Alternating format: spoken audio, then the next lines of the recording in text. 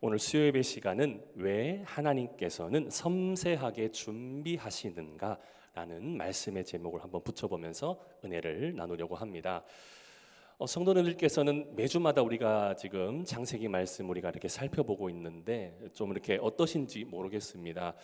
지금 제가 한 15주, 16주 이상으로 가서 아마 다다음 주면 이제 1장이 거의 끝납니다. 그래서 이렇게 또 함께 하고 계시는데 우리가 계속해서 이렇게 일상에서 이렇게 창세기 말씀을 읽어 나가다가 만약 어느 누군가가 창조 역사 이 순서 중에서 가장 절정의 순간이 어딜까요? 라고 한번 꼽아본다고 한다면 성도님들은 어떻게 한번 그 절정을 한번 생각해 보시겠습니까? 뭐 대부분 순서상이니까 대부분은 아마도 이제 이어질 여섯째 날 아마 인간이 창조된 모습을 가장 많이 이렇게 떠올리지 않을까라는 생각을 많이 가져볼 수 있을 것 같습니다. 뭐 실제로도 성경 안에서 그 창조 순서를 이렇게 봐도 증명하고 있듯이 하나님께서는 여섯째 날 그 마지막에 비로소 이제 인간을 만드셨다는 점에서 설득도 충분히 되는 것도 사실 맞긴 맞습니다. 그럼 이것은 사실 제 개인적인 의견이기는 한데 그럼 왜 하나님은 가장 소중한 것, 우리는 왜 가장 이렇게 소중하다고 느끼는 것 첫째라고 뭔가 이렇게 좀 느껴지는 경향이 좀 있잖아요. 그럼 왜 하나님은 사람부터 이렇게 첫 번째로 좀 먼저 만드시지 않으셨을까? 아니 이렇게 생각해 봤을 때에 하나님께서 가장 가치 있어 하시고 또 그분께서 무엇보다 가장 사랑하시는 존재가 인간이라면 생각 같아서는 흔히 사람들의 심리 가장 이렇게 우리가 중요하다고 여기는 것을 일반적으로 우리가 첫째로 선정하기 쉬우니까요. 그러니 우리 인간을 첫째 날 만들었어도 되었을 텐데라는 생각도 문득 들기는 들더라고요. 그런데 어떠한 또 면에서 또 한번 다시 생각해 보니까 성경 역사 가운데 하나님께서는 이제 사람을 창조하시기까지 그분은 아무래도 가장 소중한 가치가 있는 존재라고 생각하셨을 법도 하니까 또 인간 창조를 그래서 가장 또 마지막에 끝까지 이렇게 기다리셨던 마음은 갖고 있지 않으셨을까? 또 그랬던 터라서 그렇기 때문에 인간보다는 먼저 창조된 것들이 하늘, 또 인간보다는 바다, 또 식물, 또 해와 달을 만드시고 또 새와 물고기를 이렇게 만드셨고 또 심지어 오늘 본문 같아서는 짐승들까지 사람이 먼저 창조되기 이전에 먼저 만드셨다는 점. 그런 의미에서 제가 드는 생각은 마치 하나님께서 사람을 위해 또 사람을 위한 모든 환경을 준비하신 후 비로소 마지막에 사람을 초대하시는 흐름으로 나아가셨던 것으로 봐야 이치상으로는 좀 합리적이라는 생각도 들기는 들었습니다. 그렇게 오늘 본문의 출발, 어떤 면으로는 동물이 창조된 이야기가 주 목적일 수도 있을 것 같은데요. 하지만 사람보다 아직은 동물이 먼저 창조된 이유가 그것은 하나님께서는 인간이 세상에서의 리더자가 되기 이전에 그보다 더 중요한 것, 먼저 세상을 먼저 섬길 줄 아는 즉 청지기로서의 삶을 살길 원하는 그 바람이 하나님의 그 깊으신 마음속에 있으셨지 않으셨을까? 저는 그래서 이러한 고민도 영적으로 이렇게 한번 풀어내 보자면 하나님께서 가지셨던 의도, 즉 뭔가 창조하실 때의 첫 번째라는 순서가 반드시 그리고 절대적으로 중요한 것이기라기보다도 진정한 첫째와 1순위는 그래서 아마도 인간을 마지막에 창조하셨다는 것을 좀 깊이 바라봐야 한다면 그래서 그 가치를 더 귀중한 모습으로 드러내시기 위해 그 앞서서 먼저는 더 그 가치를 담아낼 모습부터 먼저 하나님께서는 밑그림을 그리시기를 원하셨을 것이라는 그러한 생각이 들었습니다. 즉 가치를 드러내기 위해서 가치를 위한 밑작업이 중요하다. 그런 이유가 있으셔서 그런지 아직은 인간이 창조되기 이전에 이야기는 계속해서 이렇게 이어지고 있습니다. 본문 24절 우리가 읽었지만 하나님이 이르시되 땅은 생물을 그 종류대로 내되 가축과 기는 것과 땅의 짐승을 종류대로 내라 하시니 그대로 되니라. 방금 이 구절에서는 가만 보니까 이렇게 독특한 표현법이 하나 보이는 것 같습니다. 땅은 생물을 혹은 짐승을 종류대로 내라. 본문에 하나님께서 마치 이러한 표현이 그러한 느낌을 좀 갖는 것 같아요. 자, 땅아, 이제 내가 너에게 이제 정권을 위임할 거야. 이제 내 뜻을 가지고 종류대로 각각 질서 있게 뭔가를 좀 만들어주지 않겠니? 라는 그러한 표현이 좀 보이는 것 같다는 거지요. 무슨 흐름으로 좀 보면 좋을까요? 하나님께서는 셋째 날에 이미 땅에 대한 그 부분들을 준비해 두셨고, 그래서 이제부터는 그 땅으로부터 적극적으로 생명을 생산하도록 지금 말씀을 하셨던 겁니다.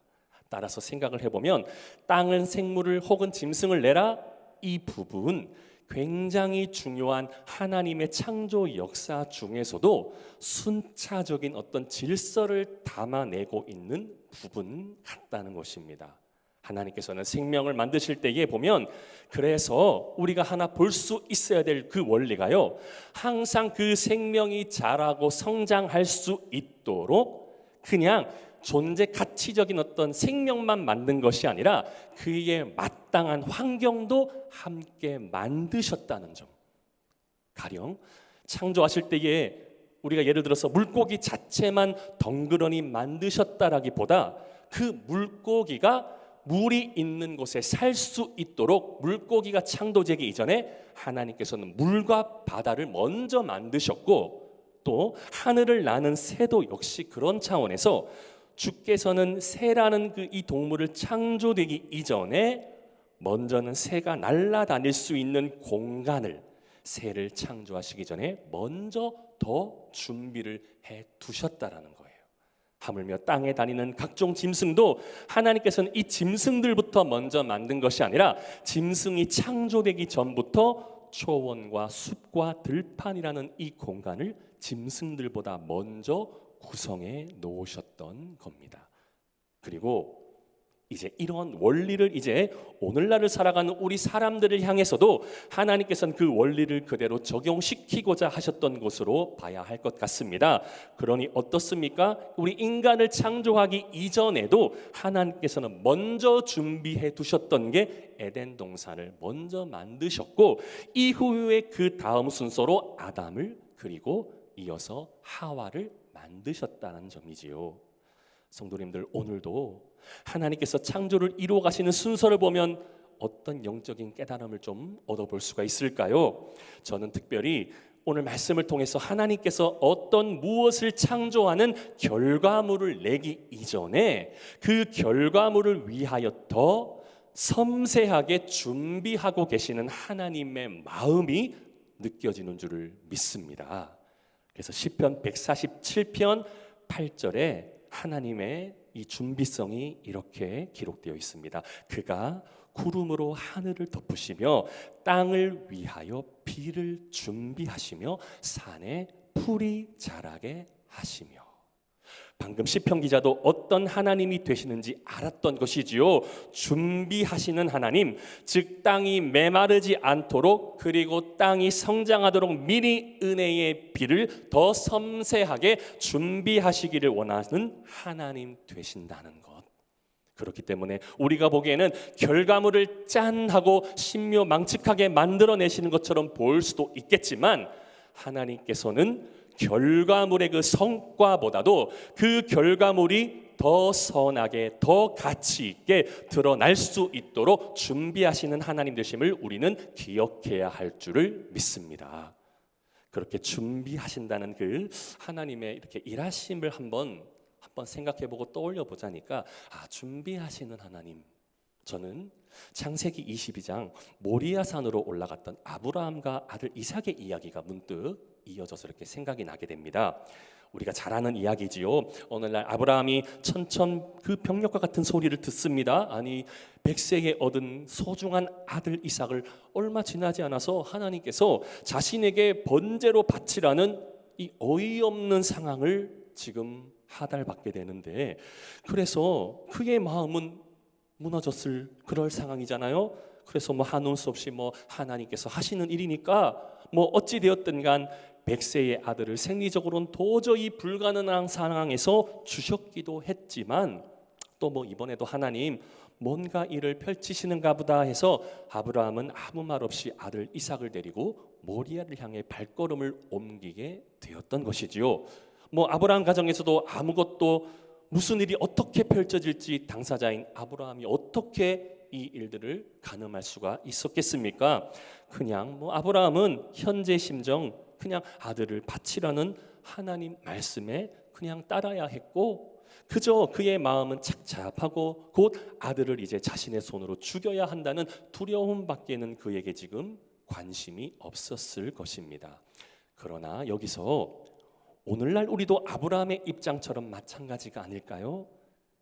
우리도 이처럼 하나님께서 하시는 일에 오늘날 우리 역시도 어찌 하루 앞날을 예상할 수가 있겠습니까? 하나님께서 무엇을 위해 이런 지금 상식을 벗어나시는 행동을 하시려는가?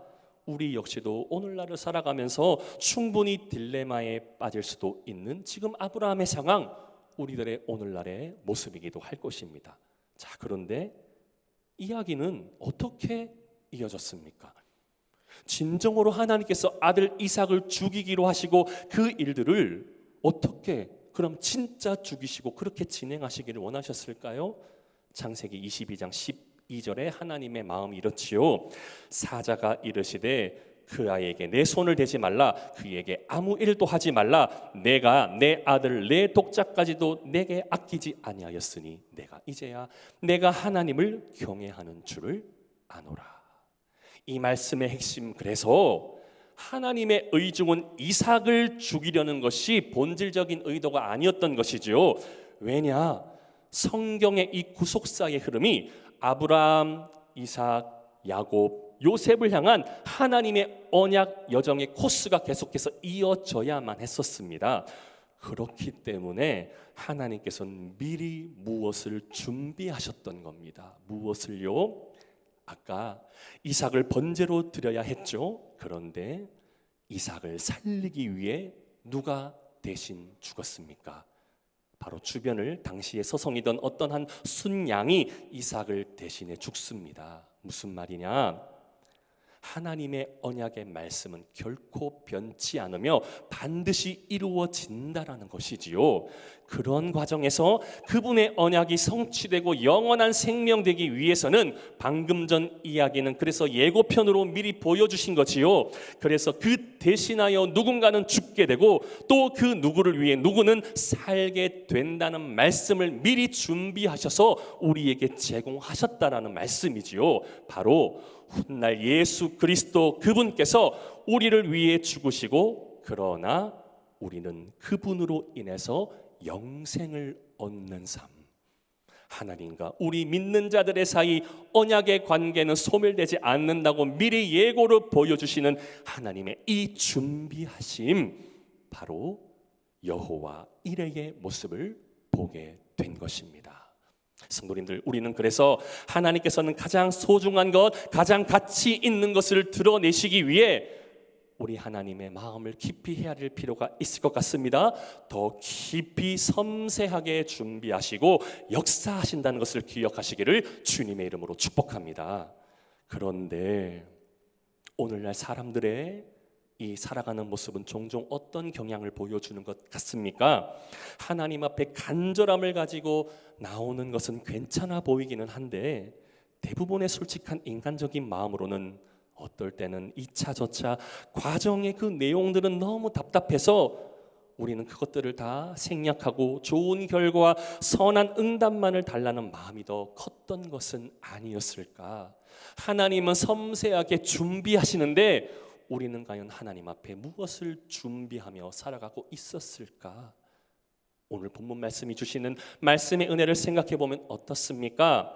하나님께서 원하시는 흐름의 역사는 대부분 결과보다도 더 중요하게 보시는 것, 그 결과를 위한 환경부터 더 먼저 준비하신다는 것입니다. 그래서 욥의 인생 우리가 다 알지요? 욥도 자신의 그 인생 훈련을 통해서도 욥도 이러한 가르침을 얻었지를 않았습니까? 욥기 23장 10절에 그러나 내가 가는 길을 그가 아시나니 그가 나를 단련하신 후에는 내가 순금같이 되어 나오리라. 뭡니까? 순금보다도 더 중요했던 과정이 뭐예요? 단련이라는 것이지요. 우리는 순금을 얻기를 먼저 원하지 않습니까? 그런데 하나님의 마음은 순금을 만들어 주시기 위한 과정을 더 깊이 보신다는 것. 또 사도 베드로의 간증도한 모리 한번 볼까요? 베드로전서 1장 6절에서 7절 말씀에 이렇게 기록해 줍니다. 그러므로 너희가 이제 여러 가지 시험으로 말미암아 잠깐 근심하게 되지 않을 수 없으나 오히려 크게 기뻐하는도다. 너희 믿음의 확실함은 불로 연단하여도 없어질 금보다 더 귀하여 예수 그리스도께서 나타나실 때에 칭찬과 영광과 존귀를 얻게 할 것이니라. 아멘. 뭡니까? 고난 속에 하나님께서 더 나은 그런 인생도 주시겠지만 그것에 앞서서 그 시험을 통해서 우리를 더 나은, 더 하나님의 사람으로서 더 다듬으시기 위해서 그 시험이라는 것을 주시는데 우리는 사실 시험이 불편하니까 회피하려고 한다는 거지요. 그러나 하나님은 더 나은 것들을 주시기 위해 우리에게 잠깐의 그 믿음을 더 단련시키기 위해서 그 고난과 훈련의 과정을 주신다는 것을 우리는 기억해야 할 줄을 믿습니다.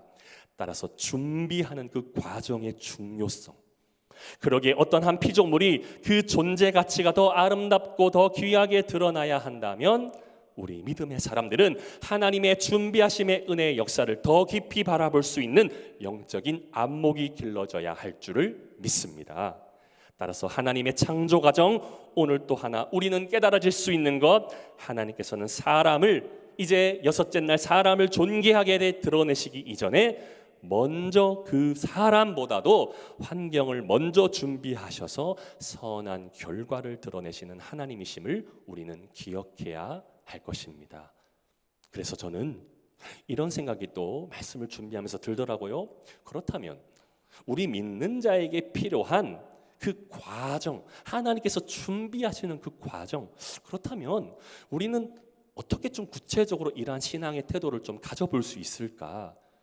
바로 결과보다는 그 결과가 선하게 역사하기 위해서 영적인 그 중요한 원리가 바로 이 과정이라는 것일 텐데, 그래서 그 과정을 이렇게 한번 생각해 보다가 그 구체적인 것, 그럼 하나님께서 무엇을 시작하기 전, 저는 이런 생각이 들더라고요. 시작하기 전 그 과정의 은혜를 우리가 선하게 누리기 이전에 제일 중요한 것, 바로 하나님께 묻는 과정이라는 것이죠. 그래서 내가 하나님 앞에 나아갈 때에 내가 원하는 도장을 가지고 결제 서류 마치 들고 가서 주님 왜 아직 안 주십니까가 아니라 하나님께서는 지금 나를 위해 무엇을 원하시고 무엇을 준비하고 계십니까라고 먼저 묻는 신앙이 과정의 첫걸음이 아닐까. 이 영적 원리를 깨닫는 저와 성도님들 모두가 될 수 있기를 주님의 이름으로 축복합니다. 조금 더 그래서 구체적으로 들어가 볼게요. 저는 그래서 솔로몬 왕이 좀 생각이 났습니다. 이 솔로몬이 왕위에 올라온 지 얼마 안 있을 때의 일이 좀 떠올려지더라고요. 그래서 그가 이 기브온에 있었을 때 어느 날 여호와 하나님이 솔로몬에게 이러한 질문을 하셨던 적이 있으셨습니다. 열왕기상 3장 5절에 가면 이렇습니다. 기브온에서 밤에 여호와께서 솔로몬의 꿈에 나타나시니라. 하나님이 이르시되 내가 내게 무엇을 줄고 너는 구하라. 쉽게 이렇게 이해하자면 이 구절은 해석에 따라서 아주 일반적으로 자 너가 왕이 됐으니까 소원 좀 빌어봐, 갖고 싶은 거 말해봐, 내가 다 해줄게 라는 뜻으로도 들려질 수도 있을 법하잖아요. 하나님께서 만약에 우리에게도 이렇게 다가와 주신다고 한다면 얼마나 우리에게는 좋은 찬스일 수가 있겠습니까? 만약에 무엇을 줄고 우리에게 하나님께서 묻는다고 생각해 보십시오. 성도님들은 무엇을 달라고 하실 것 같습니까? 만약에 지금 솔로몬이었으니까 권력과 돈과 여러 가지 부귀영화, 충분히 권력을 잡고 왕권도 있으니까 자신이 하고 싶은 건 모두 다 열거하여서 갖고 싶은 것 다 이야기했을 수도 있었을 텐데 솔로몬의 대답이 놀랍지요. 열왕기상 3장 9절입니다. 누가 주의 이 많은 백성을 재판할 수 있사오리까? 듣는 마음을 종에게 주사 주의 백성을 재판하여 선악을 분별하게 하옵소서. 사실 우리 같으면 얼마나 더 좋은 것, 좋은 결과, 조금 더 좋은 환경 요구할 법도 하겠습니까? 그러나 솔로몬의 지금 이 질문에 대한 대답, 무엇이 하나님 앞에 합당한 태도인 것 같습니까? 그는 왕의 신분으로서 충분히 부귀영화 탐낼 만도 했겠건만, 그러나 그보다도 하나님이 원하시는 순서부터 그는 먼저 알았던 사람이었던 것입니다. 우리가 원하는 좋은 결과보다 하나님께서 원하시는 신앙의 태도, 그래서 솔로몬이 달라고 했던 것, 분별력, 선과 악을 구별하는 분별력. 더욱 그래서 주께서 합당히 보시고 그 은혜로 우리의 삶도 우리가 원하는 것보다 하나님이 원하시는 것을 분별해낼 수 있는 그 분별력을 얻으셔서 그 은혜로 더 풍성한 것들로 채워주시는 우리 하나님을 신뢰하실 수 있는 그 영적인 실력이 키워질 수 있기를 주님의 이름으로 축복합니다. 그래서 이제 본문으로 다시 한번 또 돌아볼게요. 오늘 창세기 말씀 안에 또 이렇게 보니까 세 가지 종류의 생물들이 이렇게 소개되고 있습니다. 가축과 또 기는 것, 그리고 들짐승, 이렇게 등장을 해요. 고대 히브리인들이 사실상 이 땅 위의 모든 동물을 이 세 범주 안에 넣어 두었던 그런 역사적인 일들이 있었습니다. 그런데 성경 안에서 나타나는 무엇보다 중요한 것은 이들이 지금 모두 인간보다 먼저 등장하고 있다는 것입니다. 왜 그럼 하나님께서는 인간보다 조금 더 먼저 앞서서 동물을 만드셨을까요? 단순히 에덴 동산에 동물원 만드시려고 볼거리 제공하기 위해서 그렇다고 보기에는 좀 아이러니하지 않습니까? 성경은 동물을 인간의 경쟁 상대로 묘사하는 것이 아니라 오히려 먼저 창조되었다라는 의미 속에는 인간의 사명을 돕는 존재로 묘사하며 등장하는 것 같다는 것입니다. 예를 들어서 짧게 한번 생각해 보자면, 노아에게는 각각의 구별된 쌍들의 동물들이 방주를 채우는 존재가 되었습니다. 또 엘리야 같은 경우도 까마귀가 음식을 가져다 주는 일도 있었습니다. 또 발람에게는 나귀가 영적인 눈을 뜨게 하는 일도 있었다는 것. 또 요나에게도 당시 등장했던 그 큰 물고기 한 마리가 그의 인생 가운데 어떻게 해줍니까? 회개의 통로가 되어주기도 했다는 겁니다. 또 무엇보다 예수님께서도 잃은 양을 비유해서 하나님의 사랑을 설명하시기도 했다는 점들, 바로 이러한 작은 흐름들이 하나님의 자녀들의 삶을 돕고 통로가 되어주기 위해서 이 동물들이 지금 통로로 사용되고 있었다라는 점. 그래서 존 칼빈 이런 말을 하더라고요. 피조 세계는 그래서 하나님의 영광을 비추는 거울이다라고도 말을 했습니다. 그렇기 때문에 성경에 등장하는 각각의 동물은 단순한 생물학적인 접근 방식보다는 하나님의 성품을 보여주는 교과서가 되고 있다는 점에서 우리는 접근해 볼 필요가 있을 것 같습니다. 가령 사자의 용기, 어떨 때는 독수리의 시야, 또 어떠한 경우에는 개미의 부지런함들, 또 양의 의존성들. 하나님께서는 이렇게 동물의 삶 속에서도 영적 교훈을 숨겨 놓으셨다는 것입니다. 그러므로 성도된 우리의 모습 속에는 창조 세계를 함부로 하나하나를 그냥 버리고 소비해야 하는 사람이 아니라, 우리는 이러한 모습 속에서도 하나님의 작품을 존중하는 사람으로 살아가야 할 줄을 믿습니다. 그리고 이제 본문에서 또 반복되는 표현이 등장합니다. 24절과 25절을 보시면 그 종류대로라는 이 구절이 계속 반복되고 있습니다. 그러나 이 본문에 지금 강조하고 싶은 것은 그냥 이 지금 흐름 속의 과학적인 세계를 단지 설명하려는 것은 아닌 것 같습니다. 우리 믿는 자들이 하나님 앞에 어떤 정체성을 갖고 있는 존재인지를 좀 물어봐야 할 듯 싶습니다. 그래서 하나님께서는 종류대로 또 말은 말대로 만드셨고 사자를 사자대로 또 독수리를 독수리대로 그 종류대로 하나님 만드셨다는 겁니다. 즉 동물에게조차도 모든 존재를 향해서 그들 자체의 고유한 목적과 정체성 그리고 위치들을 각각 부여하셨다는 겁니다. 무엇 때문에? 그렇기 때문에 이 창조 세계에는 그래서 비교하는 모습들이 나타나고 있지를 않습니다. 구체적으로 설명드리자면 여러분이 잘 아신 독수리는 자기 자신이 헤엄치지 못한다고 그 때문에 우울해하지는 않습니다. 또 물고기조차도 하늘을 그가 날지 못한다고 그것으로 물고기는 또 열등감을 느끼지는 않습니다. 또 사자는 기린처럼 목이 길지 않다고 불평하는 사자가 아니지요. 왜냐하면 자기 정체성을 다 알고 있기 때문입니다. 그런데 오늘날 살아가는 인간은 어떤 이기적인 본능들이 좀 있어 보입니까?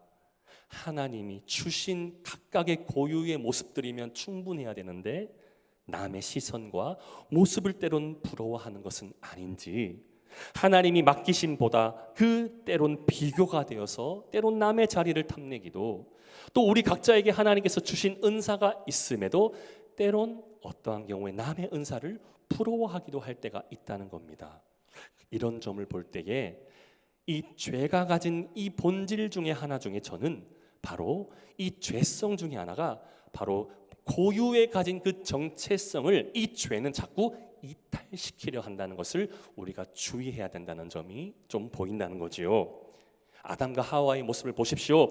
하나님의 형상대로 에덴 동산에서 충분히 자유를 누리며 살아갔었으면 됐는데 뭔가 이들은 그것으로 자유하지 못하고 하나님처럼 되려고 했다는 점을 보면 그랬다는 증거이기도 하지요. 그래서 오늘날 가만 보면 많은 성도들이 지치게 되는 이유도 이와 같은 모습이 아닐까. 하나님께서 정하시고 부르신 자리에서 사는 것이 아니라 때론 남의 시선과 삶을 의식하고 또 손이익을 따지고 내가 살아야겠다는 그 의식이 강하다만 보니까 결국에는 하나님 안에서도 지치는 모습들이 나타나고 있었던 것은 아니었는가. 그래서 오스 기니스라는 사람 말에 의하면 이렇습니다. 소명은 성공을 찾는 것이 아니라 부르심에 응답하는 것이다. 즉 무슨 의미냐면요, 종류대로 창조하셨다는 것은 하나님께서 실수하지 않으셨다라는 선언, 고로 하나님께서 나를 지금의 나로 만드신 데는 이유가 있다는 것입니다. 즉 하나님께서 우리 고유의 사람들에게 정체성을 부여하고 각각의 사람들에게 믿음의 분량들을 주셨다는 것에 우리는 하나님의 실수하지 않으신 그분의 작품이라는 거지요. 그런데 이게 보시면 누가복음 19장의 삭개오를 한번 볼까요? 삭개오 보시면 당시 우리가 잘 아는 이 삭개오라는 사람을 성도님들 좀 이 인생을 좀 어떻게 좀 보고 있으셨는지 모르겠습니다. 이 삭개오라는 사람의 이름에 이 자카이오스라는 이름 안에는 청결한 자, 의로운 자라는 이 정체성의 이름을 담긴 그 삭개오의 이름입니다. 그런데 그는 세리라는 직업으로 부와 권력도 있었고, 그런데 한 가지 아킬레스건이 있었죠. 사람들과의 라포 형성에 있어서는 너무나도 심하게 고립되어 있었던 모습. 청결한 자의 모습이었을까요? 의로운 자의 모습으로 살아갔었을까요? 전혀 그의 이름에 합한 모습으로 반대되는 상황으로 살아갔던 사람은 아니었던지. 그래서 그가 그 정말 자신에게 있는 영적인 답답함을 못 이겨서 갑자기 그 여리고성으로 지나는 예수라는 사람이 지나가길래 한번 저 사람을 보면은 저 사람 주변에는 사람이 저렇게 많고 그러면 내가 저 사람 한번 보기만 해도 위로가 되지 않을까 싶어가지고 돌무화과 나무를 올랐죠. 물론 삭개오는 그 당시에 예수의 모습은 봤습니다. 하지만 결과적으로는 예수와의 라포 형성은 아직 되어지질 못했다라는 것이지요. 성도님들, 예수만 보기만 하면 라포 형성이 아니지 않습니까? 그랬을 때 예수님과의 온전한 만남을 이루기 위해서 삭개오는 어떻게 했었어야 될까요? 그래서 누가복음 19장 5절이 이렇게 기록하죠. 예수께서 그곳에 이르사 쳐다보시고 이르시되 삭개오야 속히 내려오라 내가 오늘 내 집에 유하여야 하겠다 하시니. 어떤 이야기를 들려주고 있는 걸까요? 삭개오는 예수의 부르심에 내려와야 그는 그 온전하신 예수와의 만남이 성립될 수 있었던 상황이었습니다. 뭘까요? 우리 역시도 오늘날 늘 뭔가 노력해 보려고 하나님 방법보다는 내 방법으로 가려고 할 때가 얼마나 많이 있습니까? 그러나 우리가 주님을 온전히 만났다고 하는 증거가 삭개오와 예수님의 만남 속에서 가르침을 줍니다. 바로 주께서 말씀하시는 그 자리로 즉각 반응할 수 있는 신앙, 이것이 바로 주님과의 온전한 만남이라는 것을 성경이 알려주고 있다는 거예요. 그리고 삭개오의 이름의 청결함과 정결한 자의 모습으로 살기 위해서도 주님이 내려오시라는 곳으로 내려올 수 있어야만 그의 이름에 합당한 이름의 정체성을 회복할 수 있게 되는 줄을 믿습니다. 그렇기 때문에 본문에 하나님께서는 동물조차도 그분의 뜻에 합당하게 부르셨다는 점을 우리는 기억해야 합니다. 그럼 주님께서는 왜 동물조차도 부르셔서 그분 창조 사역에 동역할 수 있게 하셨을까? 이 질문에 저는 4가지로 답을 이렇게 정리를 해보았습니다. 첫 번째로는요, 인간이 살아갈 환경을 준비하시기 위해서입니다.